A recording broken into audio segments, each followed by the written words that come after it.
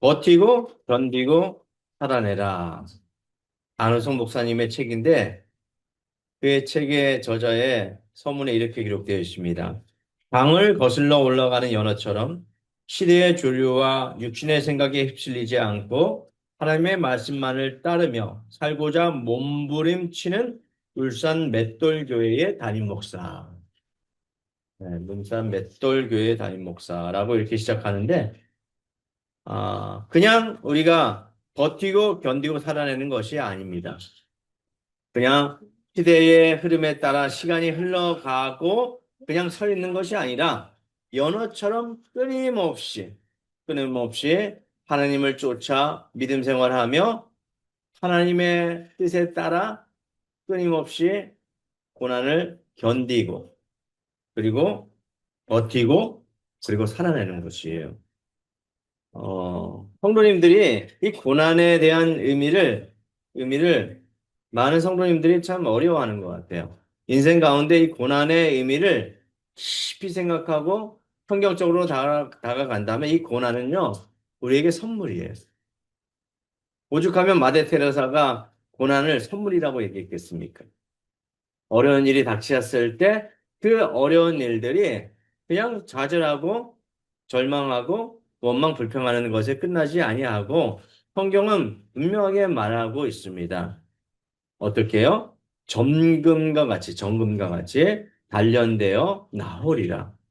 그래서 욥이 자기가 주님을 온전히 만나고 체험하여 이제는 주님을 체험적으로 알았다라고 고백을 합니다.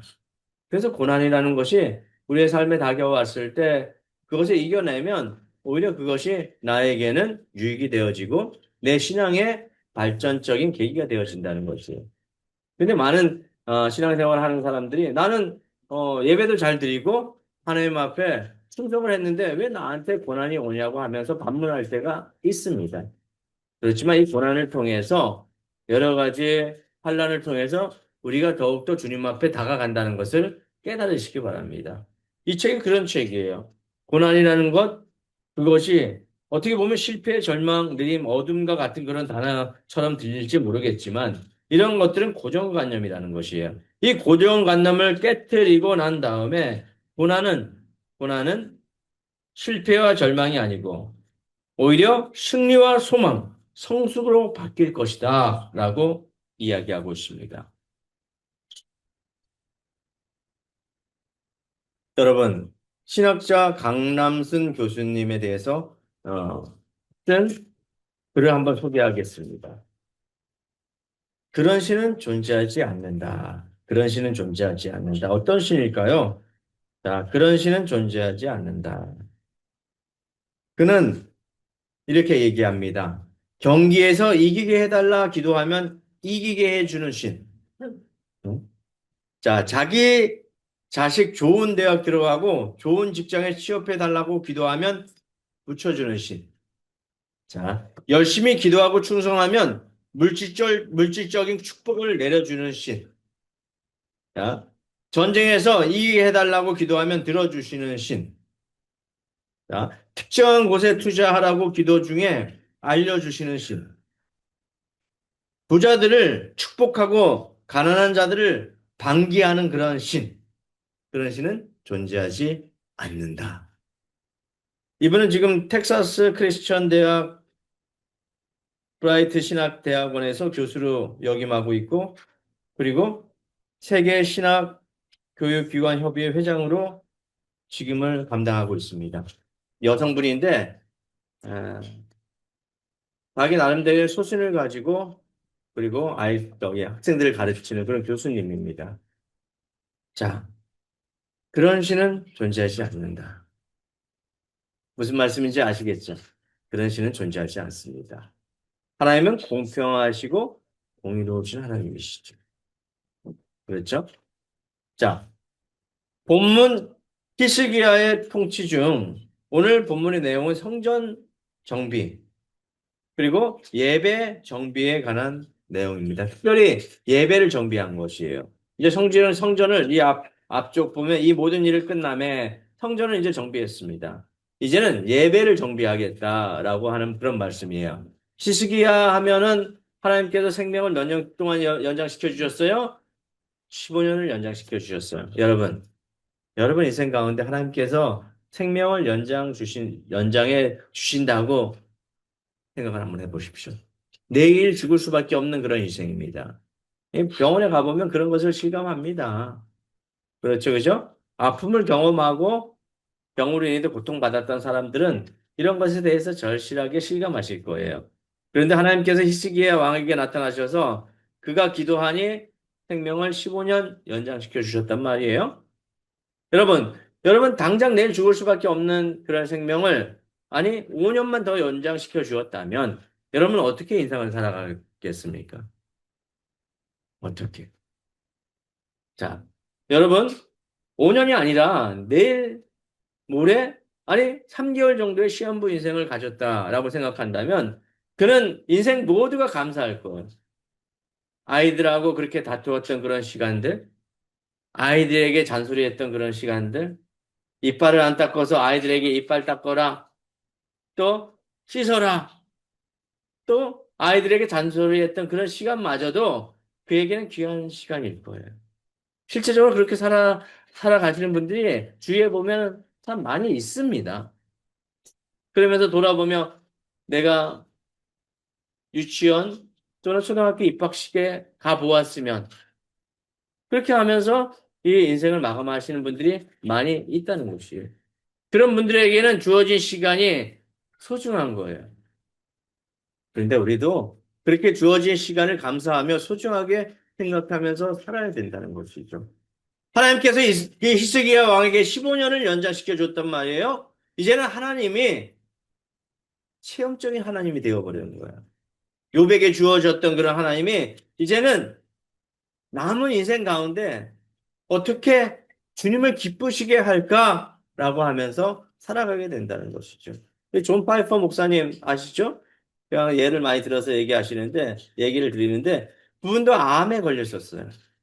암에 걸려서 시한부 인생을 살아가는 그런 마음으로 암에 대해서 그가 생각하고 암에 대해서 고찰했던 그런 분이에요. 그리고 난 다음에 이제는 하나님을 위해서, 하나님을 기쁘시게 하는 일을 위해서 살겠다라고 고백하는 믿음의 선진이나 마찬가지죠. 여러분들.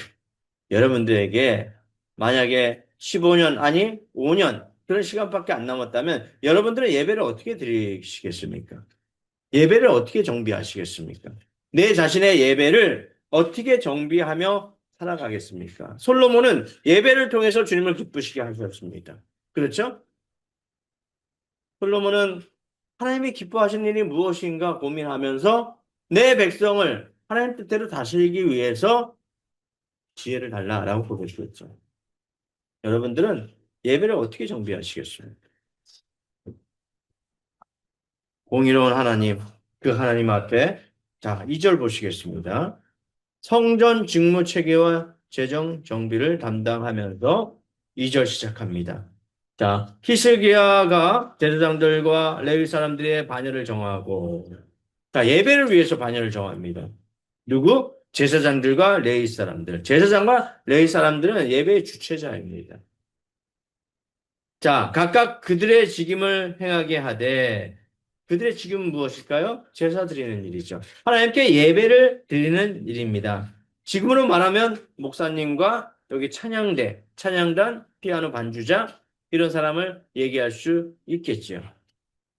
자, 번제와 화목제를 드리며 여호와의 휘장문에서 섬기며 감사하며 찬송하게 하고 여기에서 여호와 휘장은 성전을 가리킵니다.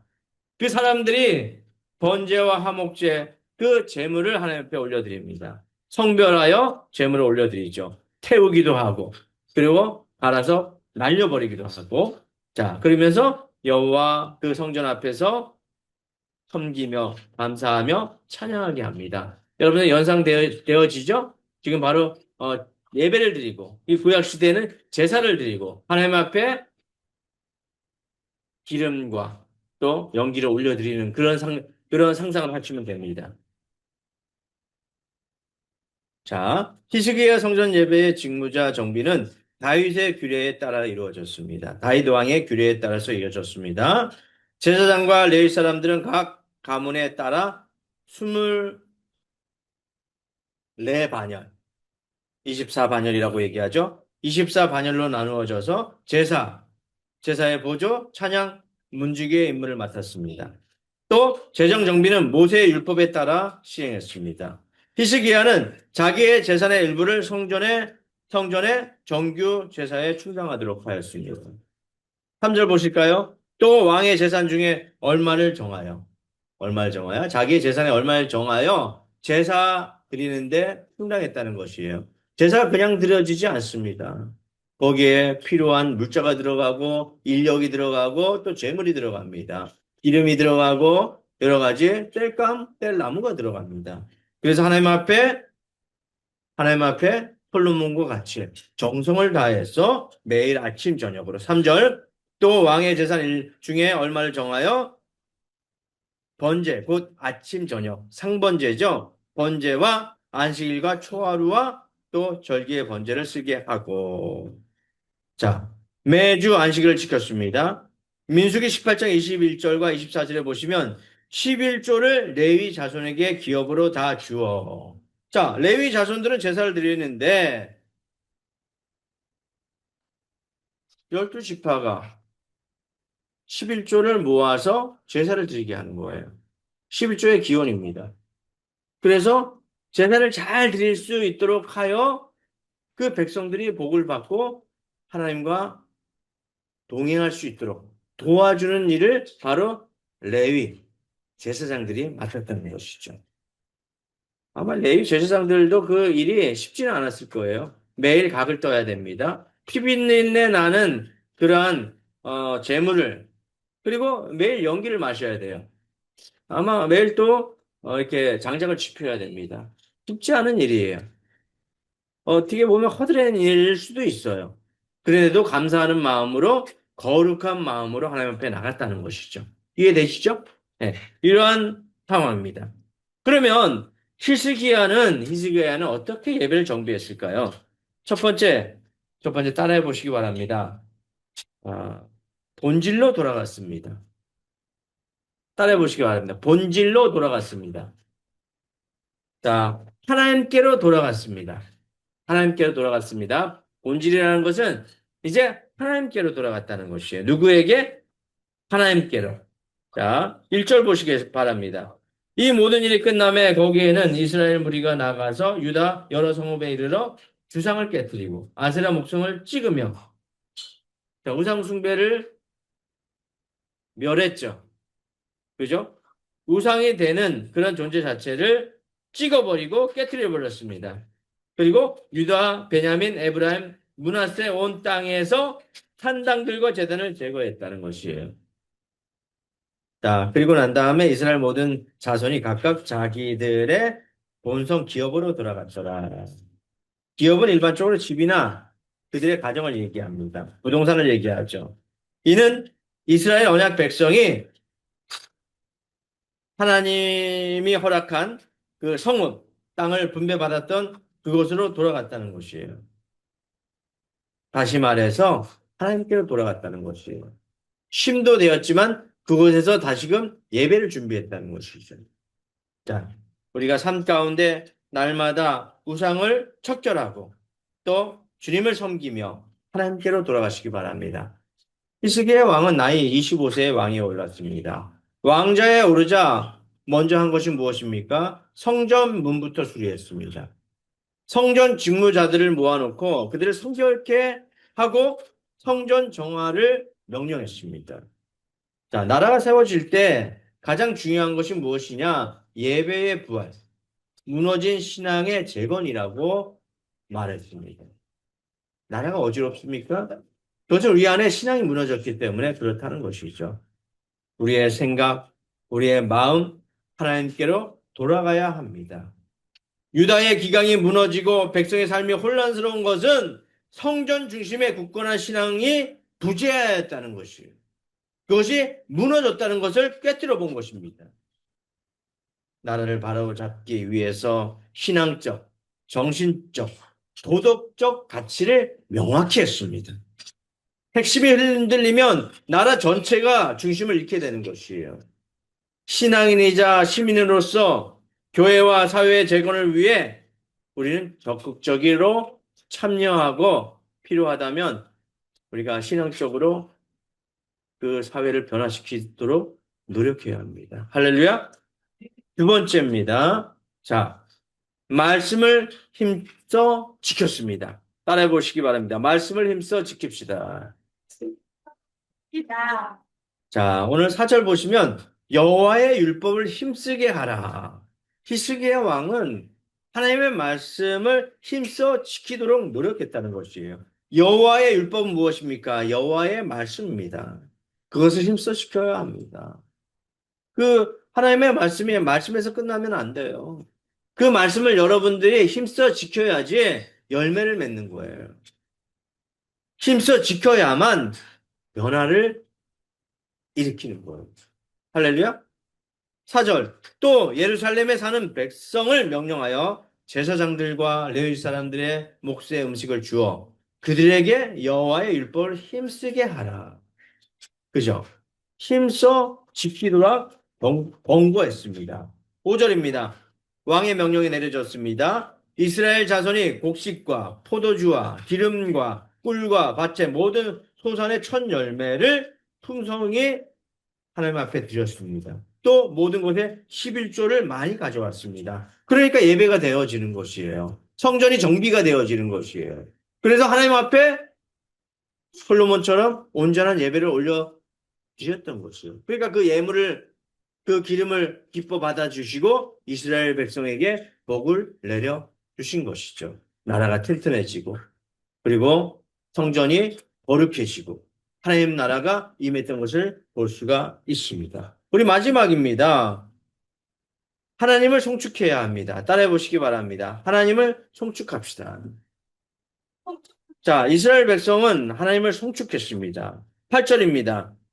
히스기야와 방백들이 와서 쌓인 더미들을 보고 여호와를 송축하고 여호와를 기뻐했습니다.